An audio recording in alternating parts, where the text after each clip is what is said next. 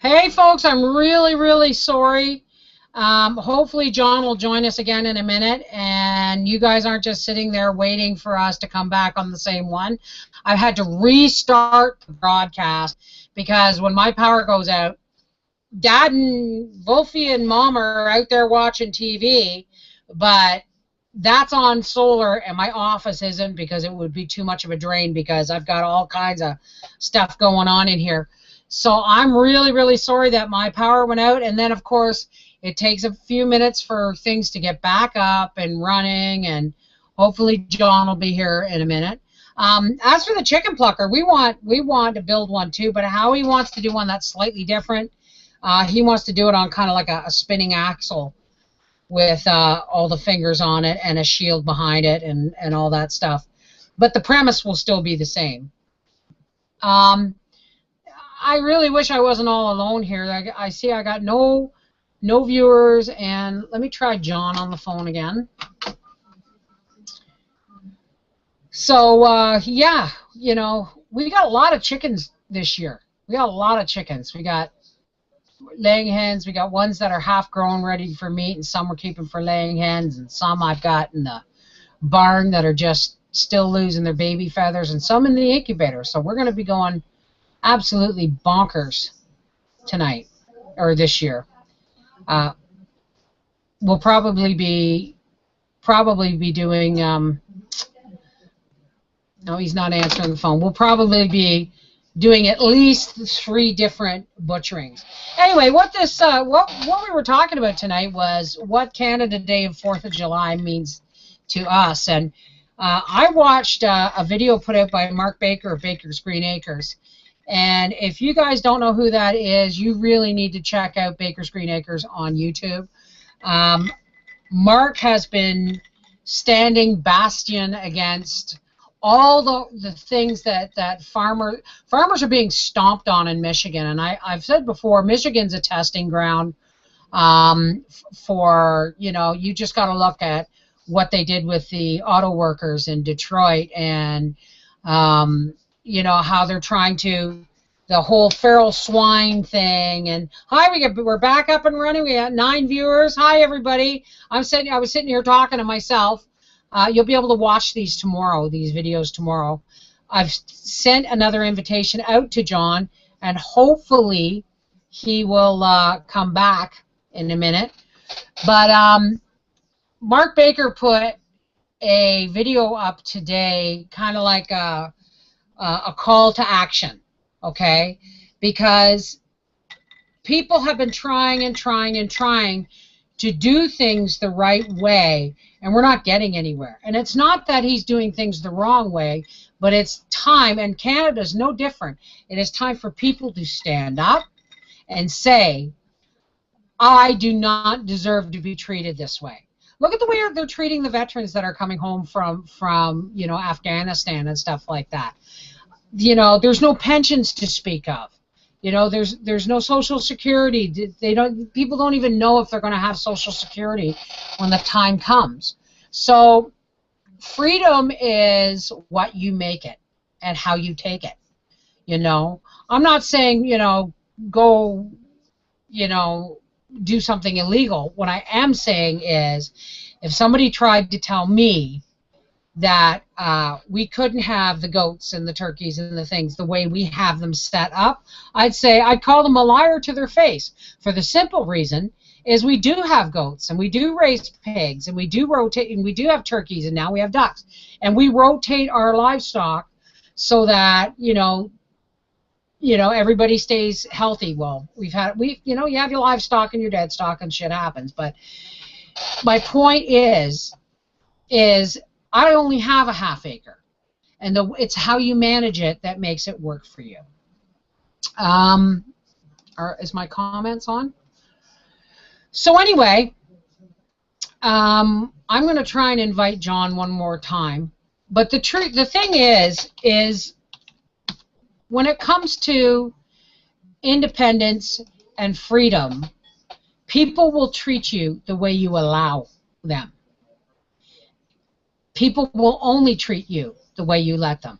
Remember, folks, the government is supposed to be working on our behalf. essentially we are supposed to vote in the people we want, and they're supposed to make decisions on our behalf.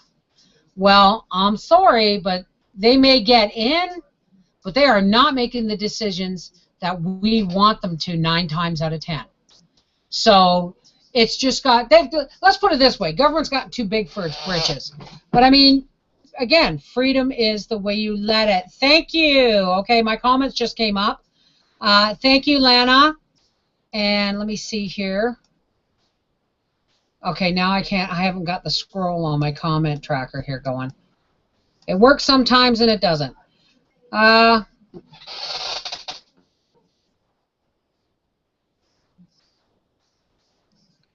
well, hopefully I've posted a new invitation to John Shalimar, and hopefully he'll be joining us shortly.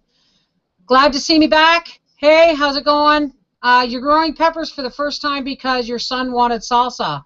Can you freeze them while I wait to have enough of them? I don't know. You can freeze them, but I mean, the restaurant I used to work in, they used to, when they made their spaghetti sauce, they used to dump it, like he'd make it from scratch, the meat, the sauce, everything, and he would use frozen peppers. So if you can use it in spaghetti sauce, I don't see why you can't use it in salsa. Just make sure your tomatoes are fairly fresh. John, I'm all alone here. Where is why isn't my comment tracker thing letting me scroll? Okay, hang on a second. Anyway, so I can see some of the comments. Oh, wait a minute. Hello. I'm back on. My power went out and my office isn't run on solar because I got way too much like computer power and stuff for what we've got yet. So come on back on. I've sent you an invite. All right, see you in a bit. Okay, bye-bye.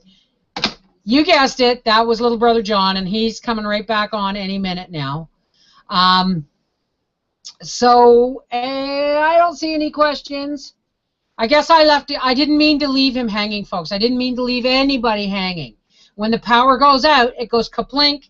Then my router has to reboot, and it takes sometimes 5-10 minutes for my internet router to start working again and stuff. So anyway, so how did you, like, if you can put this in comments so I can see it, how was everybody's 4th of July in Canada Day? Like, what did anybody do anything special? And what does it mean to you? I mean, is it just a reason to party, or do you actually celebrate your country? I know on Independence Day it's more or less celebrating your independence. In Canada, we're celebrating the fact that we have a country, sort of. I don't know. Isn't that awful? I'm a horrible Canadian because I have no idea of what my history was about. When I was growing up in high school, or not in high school, when I started out in public school, we learned mostly American history. We didn't learn a lot of Canadian history because there wasn't a lot of history in the books. John, where are you? I'm all alone here. I'm floundering. So I don't see the comments moving at all. Has anybody, got anything special they want to say? John will be here any minute. So I can't wait to see Buck Run's video on his homemade incubator. Apparently, like John said, it was huge. And if Howie can make it, that would be really cool. Thing is, for us, we only have the ½ acre. So once I get the new thermostat for the homemade incubator, because my egg, the homemade... Hello? Who's this? Oh, hi, sweetie. It's Autumn. I'm waving to everybody for you. Yeah, not bad. John just. Are you online?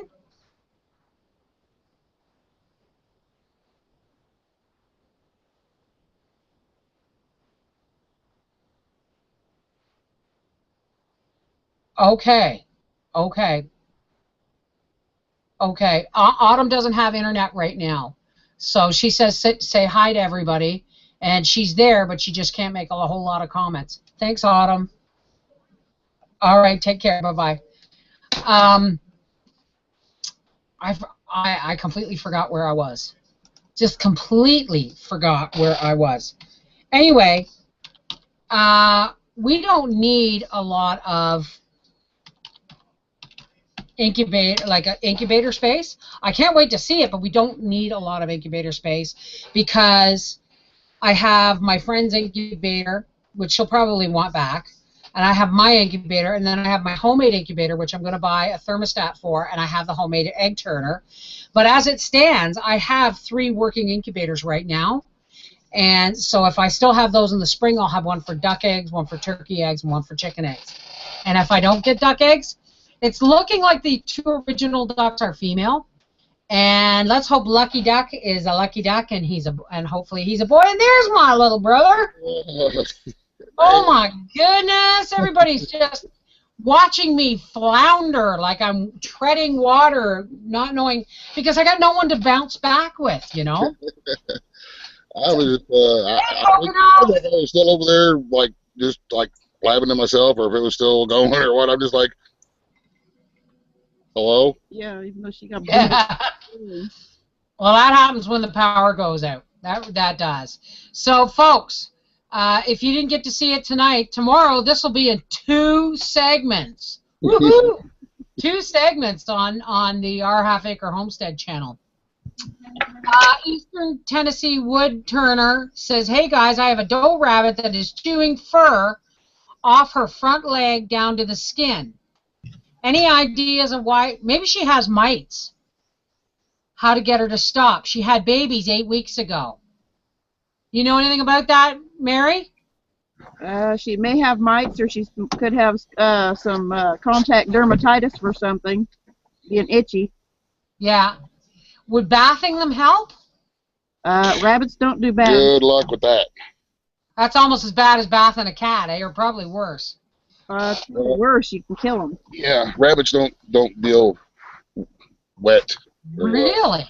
Yeah. That's good to know. Usually wet rabbits and cold rabbits equal dead rabbits, in my experience anyway. Now, I'm not some rabbitologist or whatever, dude. I'm just a Yeah, we know. We're just a dude, sweetheart. We love you and accept you just the way you are. I don't know anything about why, unless she's just still instinctively pulling fur because of the nest. But you figure 8 weeks. Hey, Autumn, I see ya. I don't know. Yeah, like you may want to. Is there a dusting powder you can get? No, that wouldn't be good if she's got babies on the teat. You wouldn't want to put any kind of medicated powder on her or anything. The best advice I could give would be Google it and see. There are some pretty good rabbit communities on Facebook and out there in the world. You can just kind of Google it and see what somebody else is, Or I don't know. I really don't know. I have no idea what to tell you. I've never had a rabbit do that, and I don't know why they would. Okay. Shalimar Perfume said her sister's hubby and a friend raised 2 pigs last year and took them to the abattoir to be butchered because they don't do that. Whatever. I'm not sure I follow what that means. Anyway, the abattoir would not take them because no records of antibiotics or shots. So they gave the 2 pigs away to a farmer who slid them through the abattoir process and never got any compensation from farmer for the pigs. Well, you see, that's why we have a 22, and we have this thing on a block and tackle that goes through the back legs, and you just haul that puppy up and watch Mark Baker's of Baker Green Acres videos on how to butcher a pig and do it yourself. I couldn't sell any of my kids or goats or piglets or anything like that if I had any to sell because they're not tagged, I mean, somebody recently, well, not recently, a couple of years back, a church group got together because one guy had enough property to raise pigs. So a bunch of church group got together and bought piglets and paid for, their share of the feed and all that stuff. And they were raised on the one guy's farm, and they all came together to butcher them, and it was all confiscated. It was all confiscated because, why was it confiscated, Howie? the pigs that that church group raised. Because they weren't a licensed, it was like they had to be a licensed butcher, and because they considered it selling the pork. Because everybody went in on it. It was like a monetary thing changed hands kind of thing. And that to me is just ridiculous. I agree. Like that's the way communities used to work. Well, that's the world we live in nowadays. I mean, that's why I do for myself out here. You know, I butcher it myself, and if I raise it up, I'll butcher it myself. And I don't, you know, I mean, like the chickens that we did, there were some folks up and down the creek here that got some of them, but they came and wanted them. You know, it's not like I was going door to door. Hey, you want to buy a chicken? Yeah. Well, you know, somebody came one day, and I forget who it was. They asked if we sold chicken. Like they were, you know, selling insurance door to door or something, and Howie always turns them people on me, eh? Because you know they're selling hospital insurance, and I said, look, and these guys were fresh out of either Africa or Jamaica or whatever, but I said, who is it? And they said, we're not Jehovah Witnesses. I said, I don't care, I don't mind. Are you what's the other one? The Mormons? No. I said, then you got to be selling. I said, so what are you selling? They said insurance. I said, hospital insurance. They said, yes. I said, no. I said, we pay $400 a month in insurance right now. We don't need any more. Oh, then you're well covered. I said, not as covered as I should be with that money. But anyway, they asked if we sold goat meat or chickens or whatever, and I said, no, we can't. You know, I mean, that would be the one thing.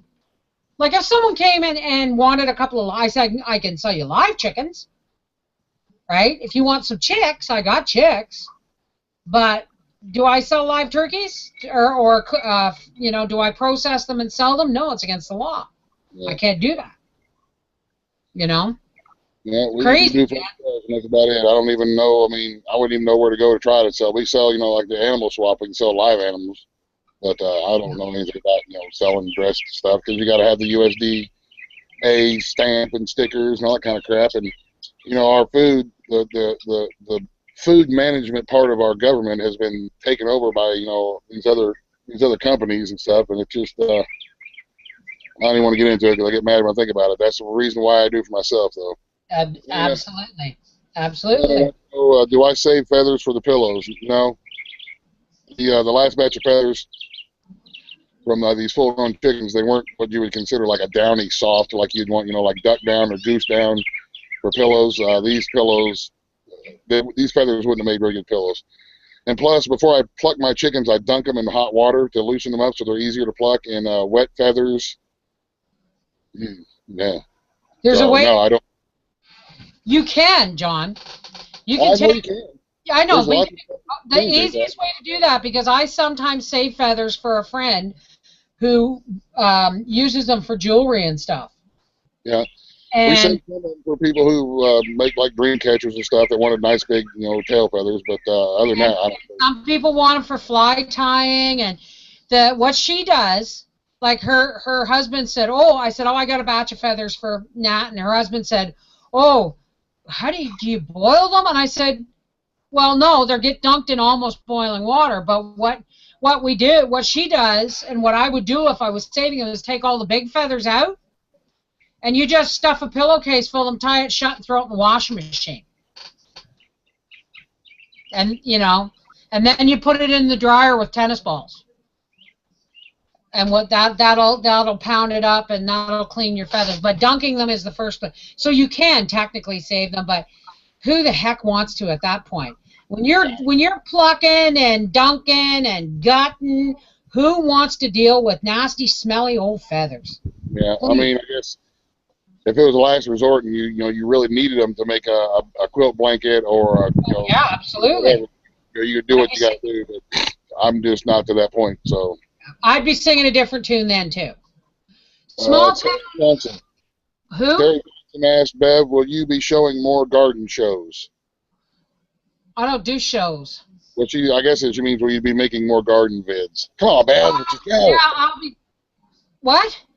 I said, come on, Bev, it's the show. It's the Half Acre Homestead Show, eh? Oh, okay. Yeah, I'm going to be doing an update soon. We had a week of extremely hot, muggy weather, and then 2 days of rain. And by the time I finish, like with my fibromyalgia and stuff, when the hot weather hits, I'm good just to get meals on the table and keep things semi-tidy. But when I got those 2 days of rain, man, I went like a trooper. Mom unloaded the dishwasher and swept the floor, and I cleaned the bathroom, and I did the laundry, and Mom folded the laundry, and then I got out, and I started weeding my garden, and I just hit a wall, Physically, I just hit a wall. So my garden's got a lot of weeds in it right now. Although, I gotta say, weeding is a lot of things about you mentioned in one of your videos, John, don't freak out if you got weeds as long as your vegetables are growing. And the way I look at it too is I weed like a whirling dervish with the hoe for the first 6 weeks of my gardening. And by then my turnips are now, yay big, and my corn's 4 feet tall and stuff. They're fine on their own. It's only the little stuff that you really got to be careful with to keep weed free so that they get a foothold. But yeah, I'll do an update video, and that was a really long explanation. All my gardens got weeds in them. There's no way I can keep up with it. There's no way I can keep up with the weeding. I got other stuff going on, but as long as it doesn't impede my vegetable growth, then I'm happy. I don't mind. It is what it is. So, Mark asked me, what do I think of using PVC as a soaker? What, you mean like in the garden? If you can run a line and you can use PVC, if you're talking about it using it as a garden soaker, man, I say go for it. I think that'd be awesome. Use what you got. Yeah. If you got enough PVC to where you can do that, or you've got the materials, or you can make that happen, I think that would be cool as, something that's really, cool as something that's, really cool. I've got a little sprinkler that I set up on top of a T-post, one of them, and the water is like that. We've been having to use the hose here lately because a lot of these barrels of water, that's our emergency water. I don't want to use all that water up, and then if it's not raining, I don't have any more water, and if something happens and the water gets turned off, then I got no water. So some of the rain barrels. Water barrels real soon. Yeah. Gravy. I look at it as, well, we either spend $10 more on the water bill or $30 or $40 more in the produce section. Yeah, there you go. Do the math.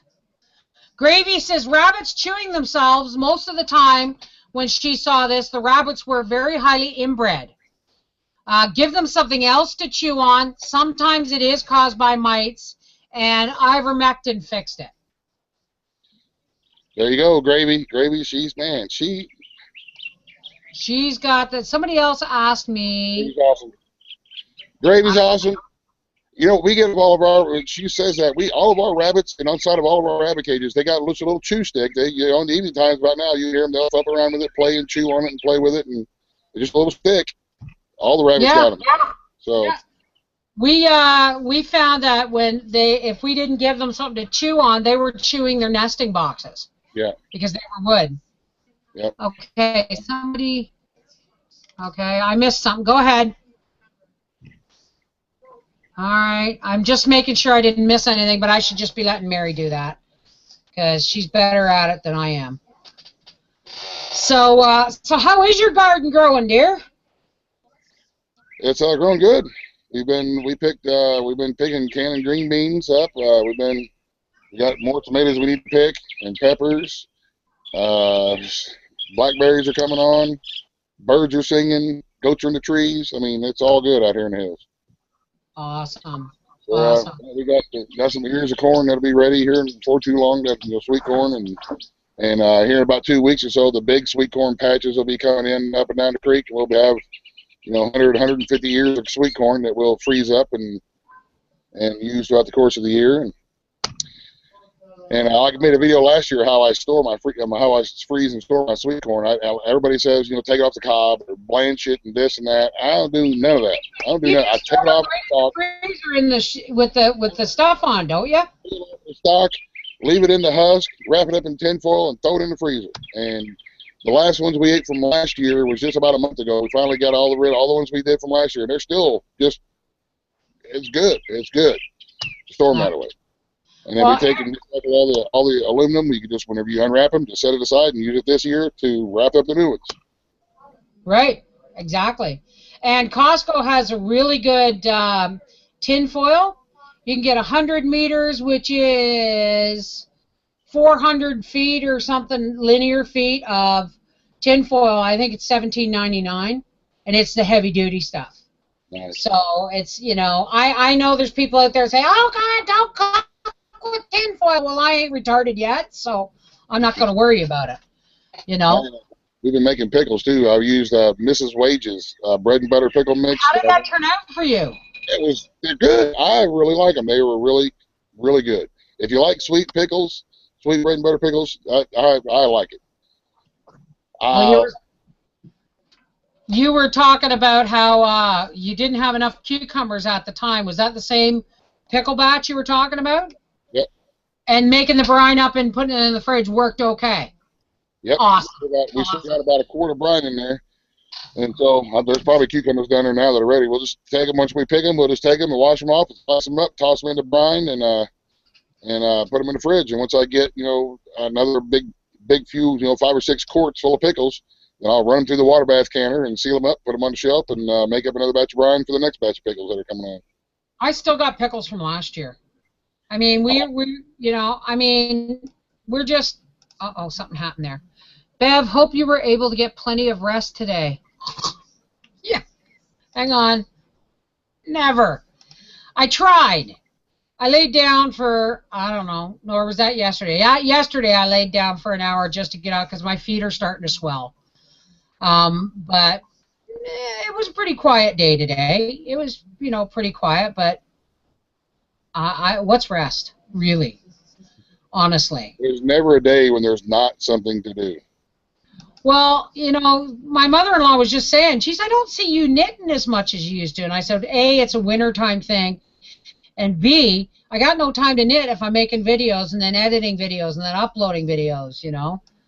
What are you pointing at? There's a dang mockingbird up there stealing my blackberries. I'm going to get the BB gun out and... Put some cheesecloth over it. I just shoot with a BB gun. Oh, is that mulberries? No, it's a mockingbird. It's after the blackberries. The blackberries are starting to come on. Oh. So he's after my blackberries. I'll get him. My garlic's starting to go to seed. I keep picking the scapes off, and I think the little garden out that we didn't use this year out to the side of the house because half of it gets shade. I think next year I'm just going to fill that full of asparagus and garlic. Just because the asparagus comes back every year. I got 1 asparagus in my garden. I started from seed one year, a bunch of asparagus. And then I looked at these tiny, thin little frondy, ferny things. And I thought, that ain't asparagus. They again gave me asparagus ferns. So I threw them out in the garden, the edge of the garden. And it turns out they were asparagus. They were just from seed. They don't really, you don't get to pick them until they're like 3 years old, right? Oh.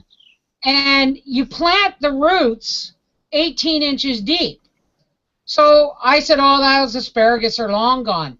2 years in a row now, I'm at Howie's tilled the garden nice and deep, and we've planted everything, and I get 1 asparagus that comes up. So it's like, snap, munch, munch, munch. As I'm working in the garden, I eat that. But I found some other ones that I planted, so I think I'm going to plant a whole patch of asparagus for perennial food. You know, perennial food is the best. But I think I'm going to also save that because he's going to dig up my strawberry. My strawberries, I think I got 1 this year. Because after I weeded it, it was like, too late, lady. You didn't weed as fast enough. And we're getting ours right now. Ours are putting off runners, and we're just trying to take care of the plant to get, you know, so I can more sturdy plants and more runners and stuff like that for next year's patch. Yes, yes, Glow. Gravy is a walking encyclopedia. Gravy is awesome. Diatomaceous earth to treat your rabbits for lice and mites. That's a good thing. Yeah, that would be awesome. Diatomaceous earth is pretty friendly. So Yeah. I could buy Well, that. when we have our baby chicks right now in the goat pen that we use in the wintertime. Mhm. But this year we're I don't care how long it takes. When everything's done before the goats come in, that barn is getting the chicken stall or the chicken pen, the chicken coop part, the goat stall, and where we have our little turkey chicks right now is getting scraped right down. And I'm going to buy one of them really stiff bristled shop brooms, and we're going to scrub it all down, and I'm going to whitewash everything with lime. You know, because I just want to kill all that bacteria, because I'm not trusting my eyes, because my goats looked, well, I mean, we were feeding them and everything.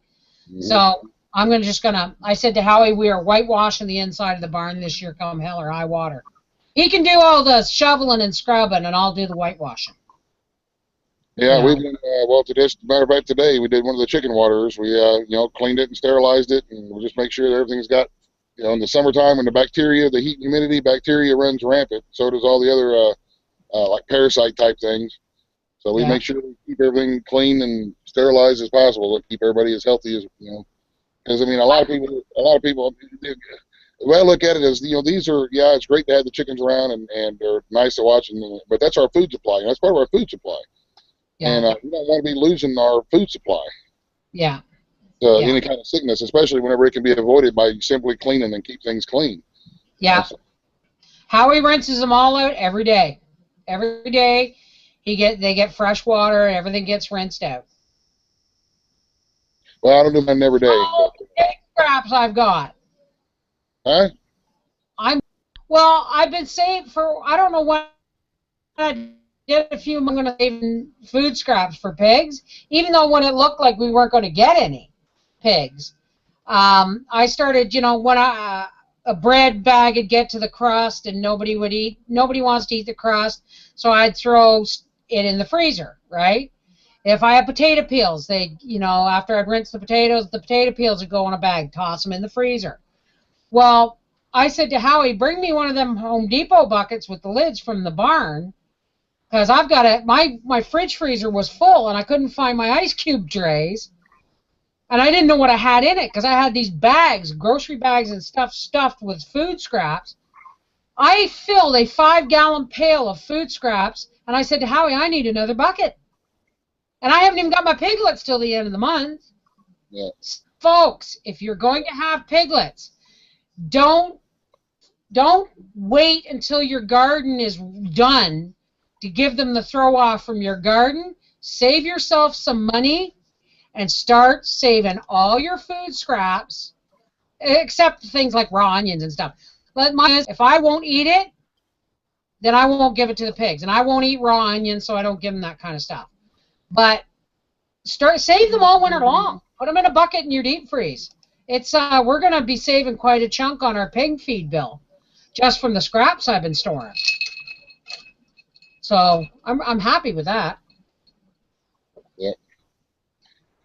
Yeah, we're going to be growing. We'll grow some other stuff next year for when we have our hogs. We'll grow, some different kinds of turnips and beets and stuff. Plus, we got a dog food plant right across the river in Ashland, Kentucky, to where you can buy a truckload or a barrel, a front ender load for like a nickel a pound or something, dog food, and bring it home and put it in old. Yeah, bring it home, put it in old feed sacks, and we can use that to help feed the hogs too. You put it in old feed sacks. Yeah, that's why we save all of our old, chick laying mash feed sacks and stuff like that. Save all them, and then whenever we get that dog food in, we can put it in there. Lana Dutcher asks, have you thought of growing a medicinal garden just for home remedies? We actually have a couple of the great big flower pots and a couple little herb places that we grow stuff like that. Haven't had to use anything yet, but yeah, we have some of that stuff. Plus, we have a lot of wild stuff that grows around here. A lot of plantain and a lot of blackberry and raspberries and stuff like that. That's good natural medicine as well. Mullein plants. Strawberry leaves are good too to make out of tea. I read that today. Yeah, we've got yarrow, plantain, red clover, shepherd's purse. Yep. Lamb's quarter you can have you can use as a salad when it's young. I mean, sorry. He didn't like to be picked up too much. Thomas. That's our tomcat running around. Yeah. So yeah, I don't grow. The only time I grow it is if I'm running low on my calendula marigolds, and I'll grow those and save the seeds. Hey, opinions. Do you think my popcorn will grow? I'm going to go with maybe. You want to know till next year? Put it in the ground. I'll put some in the ground. See what happens. That's what we can do. I don't know. I mean, sometimes some of the Great Northern beans and stuff that we get. Sometimes they grow. Sometimes they don't. Sometimes store-bought potatoes grow. Sometimes they don't. That's just one of them things. It's a non-GMO though. It says on the package, but that doesn't mean that hasn't been sterilized. And because there's some of the corn's red, some of the blue, purple, and some of it's yellow. I'm going to say they're heritage corn too. So if it's heritage and non-GMO, and everybody asks, why did I only bother with, or was it you, John, who said, why did I only bother with corn plants this year? Well, because every year I grow corn, it gets eaten. So until my Three Sisters garden this year has a fence around it, and the squash is now starting to climb. If this is successful, I will grow more corn next year. Just saying. Glow asked if my rabbit treatment worked for the coccidiosis. Yes. We haven't had any more troubles with any kind of symptoms or signs of coccidiosis out there in the rabbit barn, which is a good thing. Very good thing. Glow, you were just here like yesterday, so didn't you go? Glow was there? Yeah. Oh, no, Glow. I thought you were talking about Gravy. Yeah, no, Gravy. I wish Gravy was here all the time. Yes, Lana says yes, she thinks the popcorn will grow. Anyway, what time it is, folks? It's 8 o'clock. So we're going to say goodnight unless there's any more pressing questions. Mary, are there any more pressing questions? Just Shalimar wanting to know if we had a scarecrow. No, I don't have a scarecrow. I have pie tins. Done. You buy like a graham cracker crust or the pre-made graham cracker crust that come in that little pie tin. We just hang them on a string, hang them out in the garden, and the wind blows and they rattle, and it usually keeps everything out. Really? Yeah. It's flashy and it makes noise. Well, there you go.